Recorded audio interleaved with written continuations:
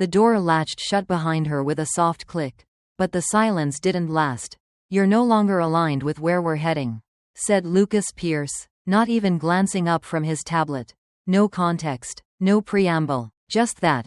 Like a cold corporate bullet aimed with precision. Sophia Grant had barely stepped into the room. She was still 2 steps from the chair, her heart racing with hope. She thought this was the final feedback session for her new role, Chief Operations Officer at Ardent Metrics. The tech startup she helped build from a garage filled with folding chairs and flickering desk lamps. She'd prepped obsessively for this moment, compiling multi-phase growth strategies and leading the restructuring of their Pacific account. But instead of a promotion, she got an execution. The clock on the wall struck 9 a.m. sharp. Lucas spoke again, his voice even, practiced. "We're going in a different direction. Evelyn, a better cultural fit, is stepping in." Cultural fit? Sophia felt her throat tighten. She had stayed through unpaid months, worked 16-hour days, hired their first 5 employees. And now, not even 10 minutes of dignity. But what Lucas didn't know, what no one in that room remembered, was this: she still legally owned the company. Sophia didn't sit down. She couldn't. Her legs had gone numb. Her mind still catching up to the fact that Lucas Pierce, her co-founder, once closest ally, had just ended her 15-year journey with 8 corporate syllables. "We're going in a different direction." He kept scrolling on his tablet, as if that single phrase hadn't just rewired her life.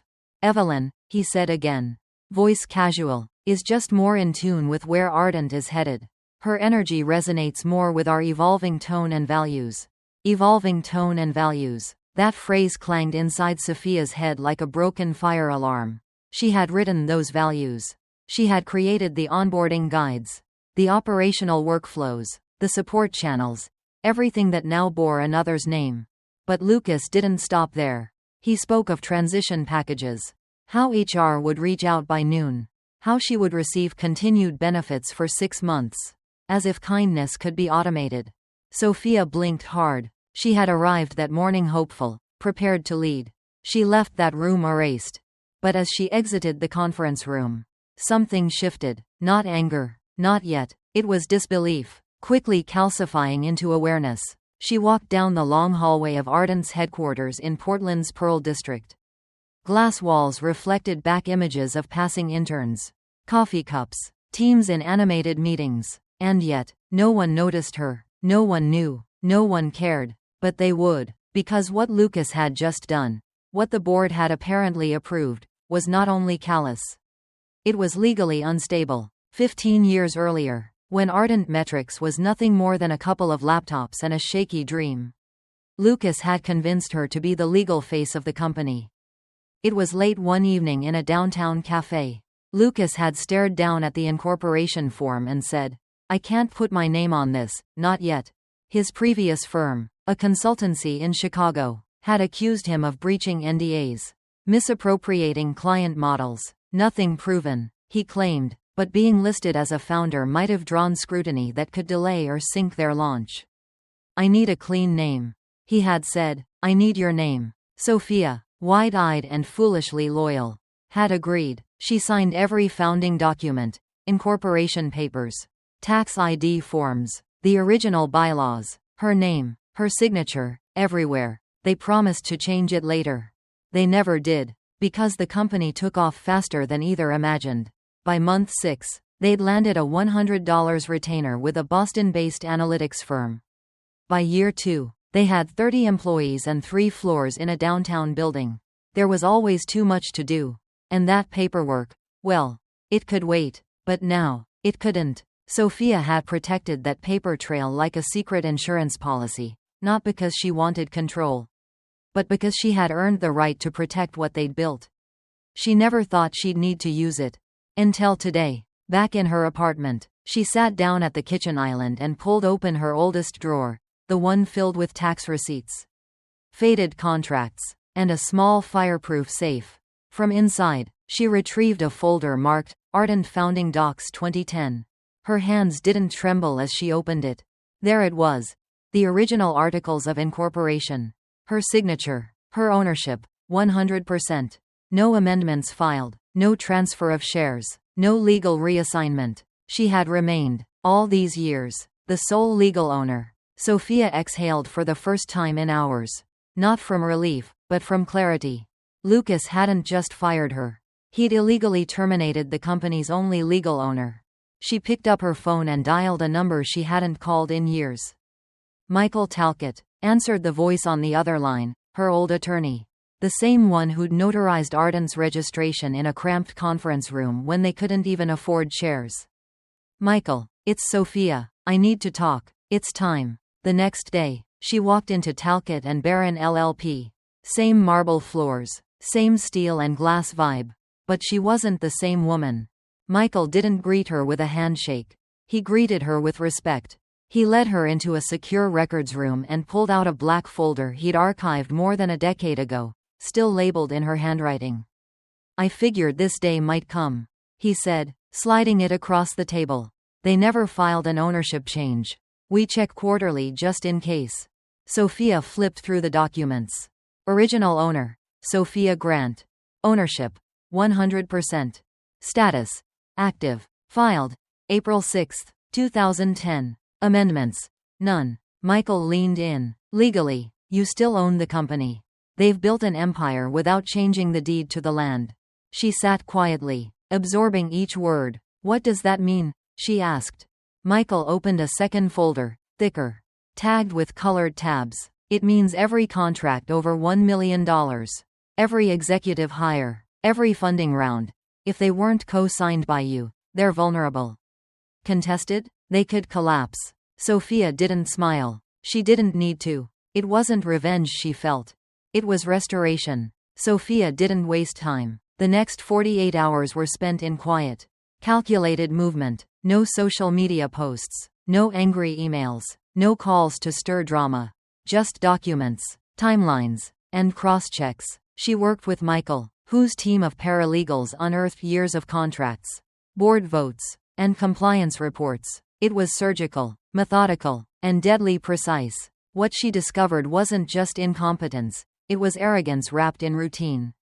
Lucas had been signing multi-million-dollar contracts without her signature, including a $10 million licensing deal with a Singaporean analytics firm, one that explicitly required 2 signatories under Ardent's bylaws. That contract alone, if invalidated, could result in breach penalties and legal exposure across international jurisdictions. More troubling than the legal risk, though, was the quiet campaign of erasure Sophia had begun to fully grasp. It hadn't started the day she was fired. It had started months ago. First, her access to internal folders was downgraded, just a permissions refresh. They told her. Then, her name was removed from project dashboards. Then, status meetings she had once led were reassigned without explanation. By the time Evelyn was promoted, Sophia's presence had been reduced to a whisper, an artifact in the archives of the very company she built. She remembered opening a quarterly strategy email and noticing her proposal, word for word, republished under Evelyn's name, the KPI model, the timeline, even the footnotes. Not a single mention of her contribution. Just applause for Evelyn's bold clarity. And now Evelyn was COO. Sophia hadn't confronted her. She hadn't needed to. Because now, she had the truth, in writing, in law, in state records. And soon, everyone else would too. The letter was sent out at exactly 9:22 a.m. on a Tuesday. Certified mail and encrypted email to every member of Ardent's board, legal team, and senior executives. Subject: governance irregularity, immediate review required. Inside, it was calm, direct, and irrefutable. It stated that Sophia Grant remained the sole legal owner of Ardent Metrics per the Public Corporate Registry. That no valid transfer of ownership had ever been filed. That all executive decisions over $5 million, including the Singapore contract, violated corporate governance protocols. And that she was initiating a full legal audit effective immediately. There were no threats, no emotional appeals, just facts. By 10:06 a.m., Lucas had seen the letter. Michael's assistant confirmed it. An internal email had accidentally been CC'd to their original address list. Subject: we have a situation. That's when it started. The Slack messages stopped. The LinkedIn posts slowed, and then, quietly, executives who had once avoided eye contact with Sophia began texting her again. Can we talk? Saw the letter. Didn't know. I'm sorry. If you need someone to walk you through Q4 financials, I'm here. Sophia didn't reply to any of them, yet. She needed one more move. The twist came at 11:41 a.m. Her phone buzzed, a number she didn't recognize. The area code caught her eye. New York. High finance. Boardroom air. She answered. Ms. Grant? Speaking. This is Stephen Linwood. I'm a Series B investor in Ardent Metrics. You and I haven't met directly, but I've just reviewed the letter you sent this morning. Is every word of it accurate? Sophia stood from her kitchen chair, calm but alert. Yes, she replied. Every word. Silence. Then came a breath, not sharp, not rushed, but the kind of slow exhale that follows shattered illusion. I was under the impression Lucas had full ownership. He doesn't, publicly, perhaps, legally, no. Another pause. I invested in Ardent because of its operational sophistication, what your early projections referred to as systemic scaling. I always assumed that came from Lucas. Sophia smiled faintly. It didn't. There was a longer pause this time. My daughter interned for your company in 2017. She still talks about a Ms. Grant, who stayed late to help her prep for MBA interviews. I didn't realize that was you.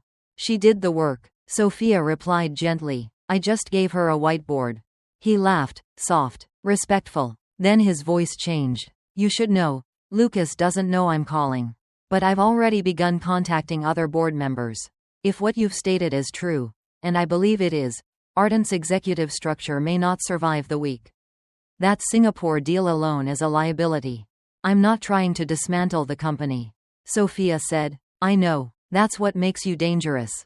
He replied. And just like that, the call ended. No pleasantries, no alliances, just recognition. Sophia didn't walk back into Ardent with a press team. She didn't schedule a dramatic confrontation. She arrived at 8 a.m. the next morning, dressed in navy, flanked only by Michael and Anika Rhodes, a compliance officer from the Secretary of State's office. They moved through the lobby like quiet gravity. Maria, the receptionist who hadn't met Sophia's eyes the day she was fired, now stood frozen, mouth parted. She stammered, Good morning, Ms. Grant. Sophia nodded once. Morning, Maria. They took the elevator to the 12th floor, executive level. Glass walls. Silence. No one stopped them. In conference room B, the very room where Lucas fired her, sat the entire executive board. Lucas, Evelyn, legal counsel, 3 board members. They had expected a meeting. They hadn't expected the reckoning. Sophia stepped in, calm, ready, in control. Lucas stood up, trying to recover composure. Sophia, he said, we were just about to. You don't need to, she replied, placing her folder on the table. Michael sat beside her. Anika stood near the door, recording everything. This is now a formal governance review under KRS 808. She announced. All statements will be recorded.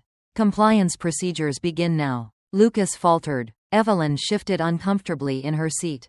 One board member leaned back, arms crossed, watching. Sophia opened the first document. The original incorporation papers, filed April 2010. Ownership. Sophia Grant. No amendments. No transfer. No dilution. Still active. Lucas blinked. That can't be right. It is, she said. You never filed. You built an empire. Lucas, on my name. He opened his mouth, closed it. I'm not here for revenge. She continued. I'm here to restore order. The room was still. No one spoke. The kind of silence that doesn't signal confusion, it signals fear. Sophia sat tall at the conference table, her hands calm on the folder in front of her. The same table where she had once been dismissed without ceremony was now where she reclaimed everything she had quietly built. Lucas stood at the far end, his posture rigid, jaw clenched. Gone was the polished charm, the practiced confidence. What remained was a man realizing he had underestimated the wrong person. This, she said, tapping the document, isn't about revenge. She looked up and locked eyes with Evelyn, whose face had drained of color. This is about correction. Anika Rhodes, the compliance officer, spoke next. her tone even but firm. We will be performing a full governance audit. All executive actions for the past 18 months will be reviewed. Any contract over $5 million without dual authorization is now flagged. A whisper of unease passed through the room. Sophia continued, flipping to the next page. The Singapore contract you signed 6 weeks ago, invalid under company bylaws. Any investor can walk away with zero consequence. Lucas shifted. This can't go public. Sophia, you'll destroy everything. She tilted her head. I didn't destroy anything. I just revealed what was already broken. For the first time, Marianne Banks, the only woman on the board who had once looked away when Sophia was erased, leaned forward. I found the discrepancy last year, she said quietly. I flagged it to you. Lucas, you told me it was being fixed. Lucas looked stunned. You said it was a clerical error, that the filing was being processed. Sophia's eyes didn't waver. It wasn't an error. It was a choice. You didn't forget to file. You chose not to, because you thought I wouldn't check. The weight of that sentence hung in the air like a slow breaking wave. Marianne turned to the board. I move to suspend Lucas Pierce's executive authority until this review is complete. I second, came a voice. David Lin, a newer board member known for his strategic coldness. Lucas went pale. You can't do this. But they could, and they had. Anika nodded. Motion carried. Effective immediately. Mr. Pierce is suspended from executive action pending audit results. Evelyn opened her mouth to speak, but Sophia turned to her with the calmness of a seasoned architect surveying a building she'd designed brick by brick. You're not the problem, Evelyn, Sophia said. You're a symptom. The system rewarded visibility and noise, not substance. Evelyn began. I didn't know the paperwork. You didn't ask, Sophia interrupted, her tone sharper now. You were promoted off my proposals. You presented my models, and not once did you ask where they came from. Evelyn's face crumpled, but Sophia didn't let her off the hook with softness. Leadership isn't about being seen. It's about seeing, and you never saw who built what you're standing on. The room fell into a heavy, reflective pause. Sophia stood slowly, not triumphant, not emotional, just sure. I will oversee the transition. No one is being fired. No one is being punished. But this company, my company, will be rebuilt on truth, not polish. She gathered her folders, clicked her pen, and nodded to Anika. We'll begin the internal audit at noon. Then she turned to Lucas. For the record, she said gently, I never wanted it to come to this. But you left me no choice when you mistook silence for weakness. Lucas didn't respond. His shoulders slumped, not in surrender, but in realization. He had lost, not in a battle, not in a vote. He had lost credibility, the one currency no CEO survives without. As Sophia exited the room, she didn't look back. There was nothing left behind her worth carrying. Back in her new office, glass, clean, quiet, she sat alone for the first time in years. Not as an assistant, not as the overlooked, but as the owner. Her name now appeared on every system login. Her email signature. Sophia Grant, founder and acting CEO, Ardent Metrics. No one could deactivate her now. Calendar invites flowed in, some familiar, some from people who hadn't acknowledged her in years. She didn't smile, she didn't gloat, she simply replied, let's meet, bring transparency. At 11:23 a.m., Maria knocked on the door. She entered holding a paper coffee cup. Her hands trembled slightly. I wasn't sure how you take it anymore, Maria said softly. Still black, Sophia replied, a soft smile breaking through. Maria smiled back, eyes glassy. I'm glad you're back. I'm glad you said that, Sophia replied. Maria turned to leave but paused. Her eyes fell to a sticky note on Sophia's planner. Scribbled across it in block letters. Day 1. Nothing left to prove. It wasn't Sophia's handwriting. Michael had left it there that morning. Quiet, intentional, a full circle affirmation. Sophia sat back in her chair, wrapped her hands around the cup, and let the warmth soak in, not just the heat of coffee, but the heat of knowing. Knowing she had survived, knowing she had led, knowing that the silence she once endured was the very thing that made her rise undeniable. Because real power isn't loud. Real power walks back into the room with grace, and rewrites the rules. Sophia had always believed in structure. She knew how to build systems to bring clarity to chaos.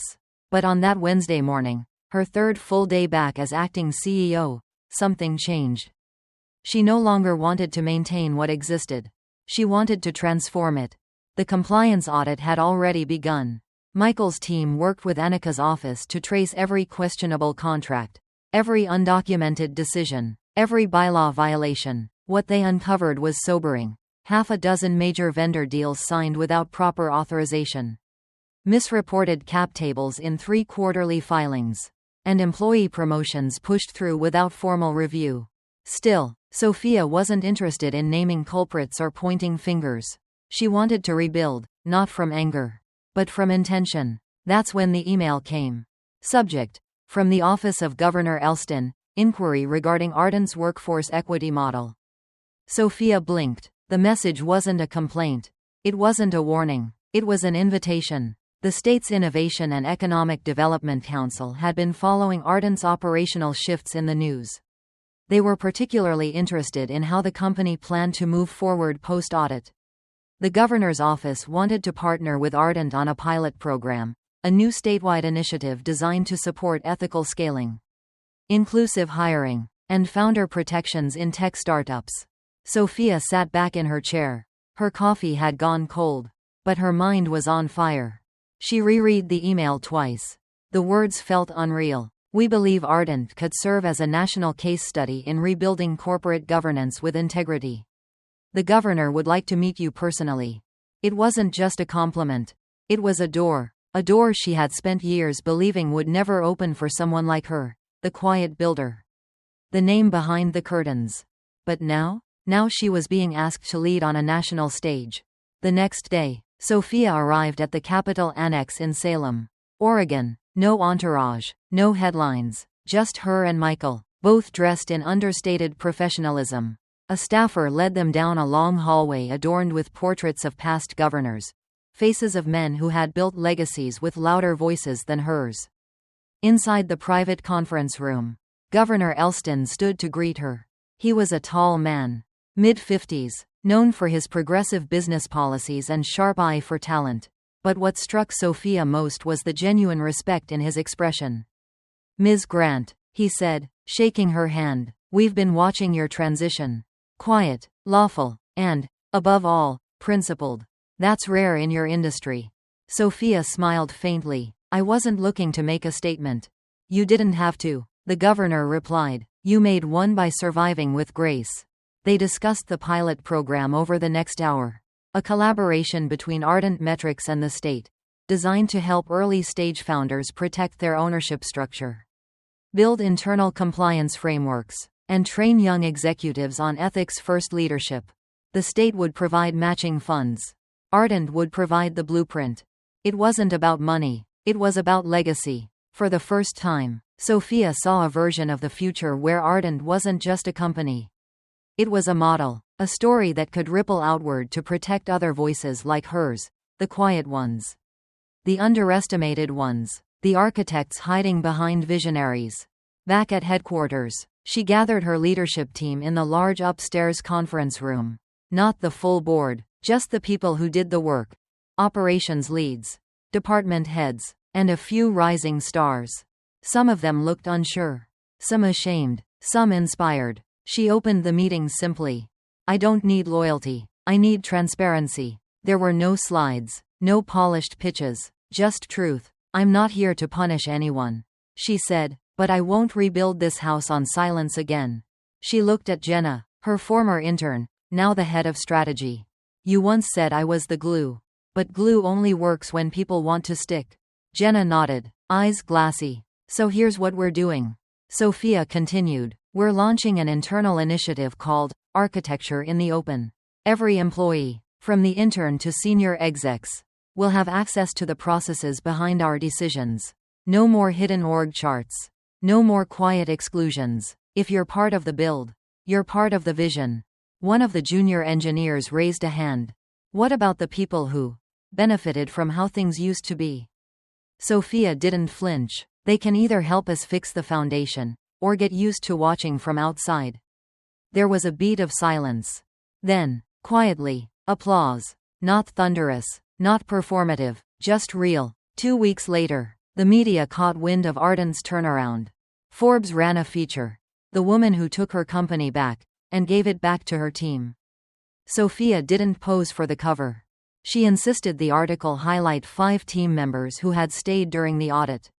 Who had spoken up when it was hard. Who had chosen integrity over comfort. She declined a panel invite on female founders in tech. Instead, she flew to Tacoma to speak at a small community college, where she donated $100 to launch a scholarship fund for first-generation STEM students. The name of the fund? The Architect Grant. No spotlight, just structure. That night, back at her apartment, she sat by the window overlooking the skyline. In the distance, she could see the top floor of Ardent's headquarters. The lights were still on. People still working. Not for her. With her. She sipped her tea slowly. The steam curled into the air like a ribbon. For 15 years, she had built in silence, believing someone else would one day recognize her worth. She was done waiting. She would build again, but this time, she would own every floor, every wall, every line of code and contract. This wasn't the dream she started with. It was better. Because now, it was hers. The hardest part of rebuilding wasn't the compliance checks. It wasn't revisiting legal contracts or rebalancing the executive team. It was something far more personal, learning how to be seen. For 15 years, Sophia had defined herself through the quiet work. She thrived behind the scenes, pulling levers, solving problems, making others shine. She didn't crave credit. In fact, she often feared it. Recognition had always felt dangerous, something you got just before being resented or replaced. But now she had no choice. People were looking to her not as the fallback, not as the fixer, but as the leader, and that required an entirely different kind of strength. It began subtly, a question in a meeting. Sophia, what do you think we should prioritize this quarter? Not addressed to the team. Not phrased as a soft suggestion. Just her, directly. Then came the headlines. The quiet comeback of a forgotten founder. Leadership without ego. Inside Ardent's redemption arc. Every article quoted her words. Her vision. Her decisions. It was surreal. She'd spent so long letting others speak on her behalf that when her own voice became the center of attention, it felt like wearing someone else's coat. But something strange happened the more she stepped forward. She grew into it. One morning, a team member named Elijah, a second-year developer who barely looked old enough to vote, knocked on her office door. He stood awkwardly, holding a crumpled notepad and a half-empty Red Bull. "Do you have 5 minutes?" he asked. Sophia motioned him in. He sat, then stood again, then sat again. "I just wanted to say thanks. Not just for, the governance thing, but for staying." Sophia tilted her head. "Staying?" He nodded. "You could have burned the place down. Lawsuits, press, walked away with the title and torched the rest. But you didn't." "I didn't come back to prove I was right," she said. "I came back because I knew it could still be good." Elijah swallowed hard. I feel safe working here now. Actually safe." Sophia smiled. That word, safe, meant more than loyalty. It meant trust. Over the next month, Sophia leaned fully into something she'd never allowed herself before: visibility with purpose. She launched a speaker series in Ardent's common space called Built, Not Given. Every week, a different team member shared how they had overcome something, not just in work, but in life. Childhood obstacles, immigration journeys, failing upward, rebuilding after loss. She went first, and for the first time, Sophia told her full story. Not just the firing, not just the erasure, but the root of it all. The way she'd been taught from a young age to make herself small. To be reliable, to be useful, to never outshine. Somewhere along the way, she said to a silent room of 60 people, "I confused humility with invisibility. I thought if I worked hard enough in the background, someone would pull me forward. But no one ever does that for you. You have to step out yourself." When she finished, no one clapped right away.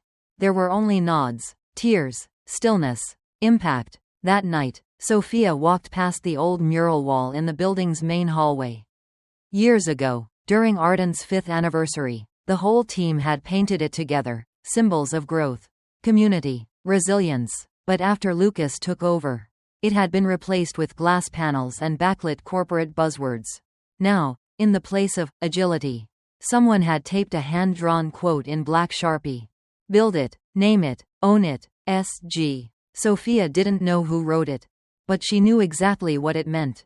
In her personal life, changes came too. Her relationship with her sister, long strained by years of absence and buried hurt, began to mend. They met for brunch on Sundays now, no longer to exchange updates, but to simply be. She started volunteering again, too, mentoring young women at a nonprofit accelerator in East Portland. Every time one of them introduced themselves with the words, "I'm just," she gently corrected them. "You're not just anything. You're the foundation. You just haven't been told that yet." They believed her, because she was the proof. The final sign of her growth came unexpectedly. One morning, her assistant forwarded an email. Subject: Interview request. TEDx Seattle. Sophia hesitated. She'd always admired the red circle stage, the raw vulnerability of speakers who bared their lives in 18 minutes. But it had never felt like a place for someone like her. Then she reread the event theme. Power reimagined. She took a breath, and replied, yes. The night before her talk, she rehearsed in the mirror. Not practicing poise, but practicing ownership. The kind that didn't demand applause. The kind that lived quietly in her posture, her eyes, her breath. She ended her speech with this. They tried to write me out. And for a while, I let them. Because I thought being erased quietly was better than fighting loudly.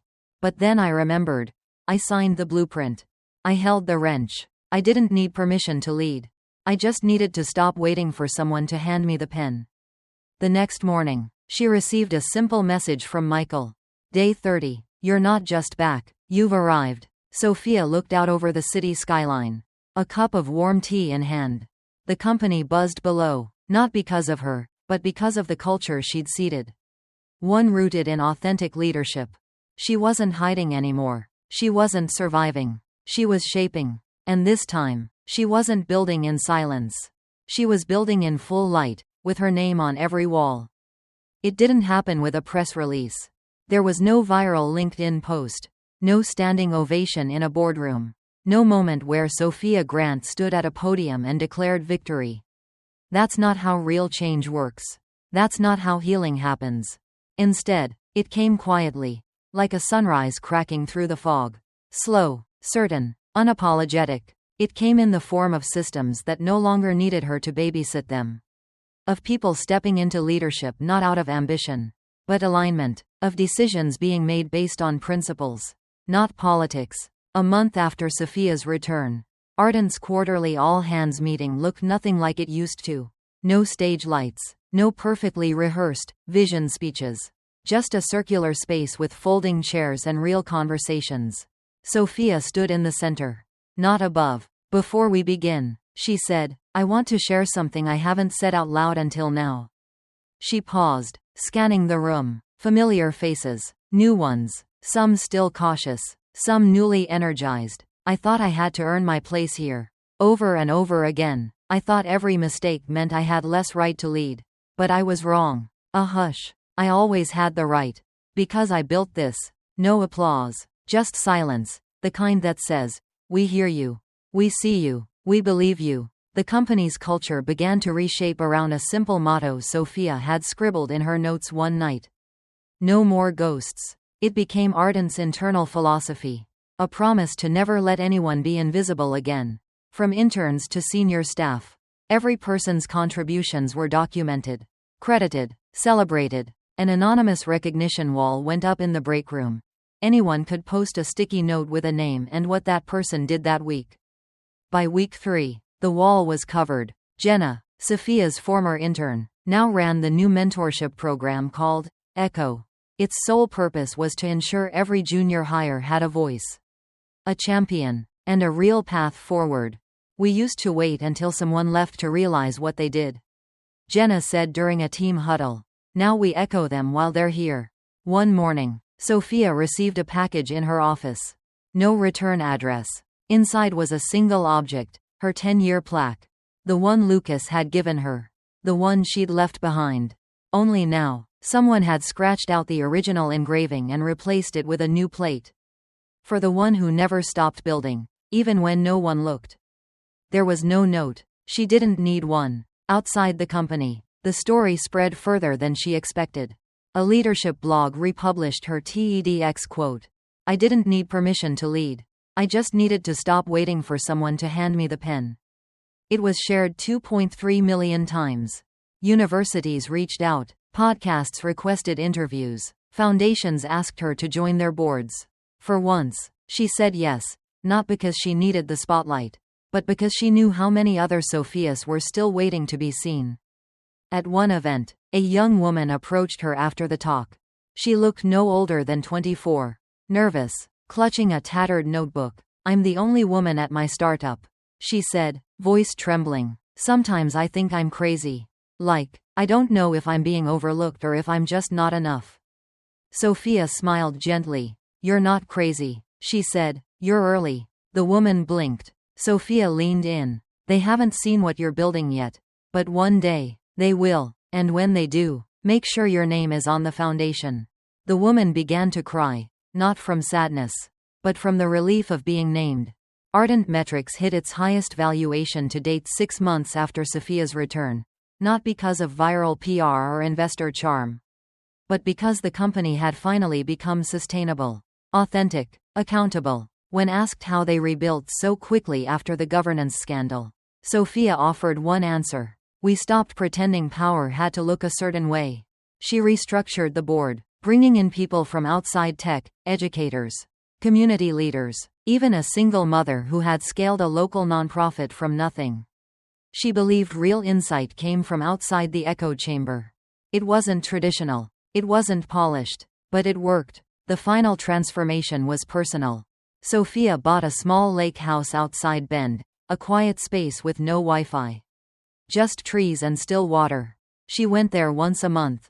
Not to escape, but to remember. To remember the girl who once signed legal papers in a dusty basement and didn't ask for credit. To remember the woman who gave everything to a vision only to be erased from its history. To remember that sometimes silence is noble, until it becomes a prison. And to never go back there again. One late summer afternoon, she sat on the porch, journal in hand, watching the light shift across the water. Her phone buzzed once. It was a message from a name she hadn't seen in months. Lucas. No legal challenge, no statement, just wanted to say, "I didn't see it then. I do now." Sophia stared at the screen. She didn't reply. She didn't need to. Forgiveness, she had learned, wasn't always about words. Sometimes it was about living so undeniably true that no apology could match the clarity of your rise. She closed her journal. On the last page, a sentence written in her own steady hand. "Justice isn't loud. Sometimes it looks like peace. True leadership isn't about titles, visibility, or applause. It's about ownership, not just of tasks or outcomes, but of your voice, your story, and your worth." Sophia Grant's journey is a quiet rebellion against a system that rewards the loudest instead of the most consistent. She reminds us that impact doesn't always make noise, but it always leaves evidence. For years, she chose humility, believing that hard work would eventually speak for itself. But silence, left unchecked, can become complicity in your own erasure. The lesson isn't to fight harder. It's to step forward sooner. Speak your value. Document your contributions. Sign your name to your work, not out of ego, but to ensure the legacy you build doesn't get rewritten by someone else's convenience. Sophia didn't reclaim her company with rage. She reclaimed it with clarity, law, and quiet resolve. And in doing so, she taught us this: you don't need permission to lead. You just need to stop waiting for someone to hand you the pen. If you've ever felt overlooked, underestimated, or sidelined at work, ask yourself, have I made my value visible? Start now. Keep records of your impact. Save emails that acknowledge your contributions. Speak up in meetings, even if your voice shakes. If you're building something, be part of the paperwork. Know your rights. Protect your ownership. Whether it's a business, a community project, or your own creative work, make sure your name is on the foundation. And if you're in a position of power, Look around. Who's building in silence? Who's carrying more than they're credited for? Don't wait until they're gone to notice. Because sometimes the strongest leaders are the ones who've been holding everything together quietly, just waiting for someone to say, "You belong at the table."